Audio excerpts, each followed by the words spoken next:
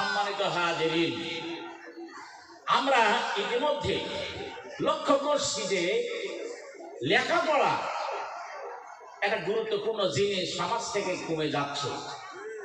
ছেলেরা মেয়েরা স্কুলে যাচ্ছে ঠিকই, মাদ্রাসায় যাচ্ছে ঠিকই, কিন্তু এইটার কারণে, এই খেলাধুলি করবার কারণে জ্ঞান বুদ্ধি বিবেক একেবারে কমে যাচ্ছে।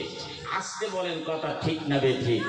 আজকে যারা আমার এই কথা শুনবে, এই সমস্ত ছেলে আর মেয়েরা যারা, তারা আগামীকাল সকালবেলায় বলবে হুজুর ওয়াজ করার আর সুযোগ আর কিছু পাইনি, উনি আমাদের ব্যাপারটা বেশি করে ধরেছে মানুষের কাছে, আমরা একটু মোবাইলে গেম টেম খেলি, তাতে হুজুরের কি?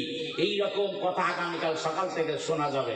প্রিয় উপস্থিতি আমার এলাকাবাসী, তোমরা যারা আমাদের কলিজার সাথে জড়ানো আছো, আমরাও তো এই ময়দানে এক সময় এরকম মাহফিলের কাজ করেছি, আমরা এই মাদ্রাসায় গিয়েছি, আমরা স্কুলে পড়েছি, মাদ্রাসায় পড়েছি। হ্যাঁ, আমাদের সময় মোবাইল ছিল না ঠিকই, কিন্তু লেখাপড়াটা আমাদের যথারীতি করতে হবে।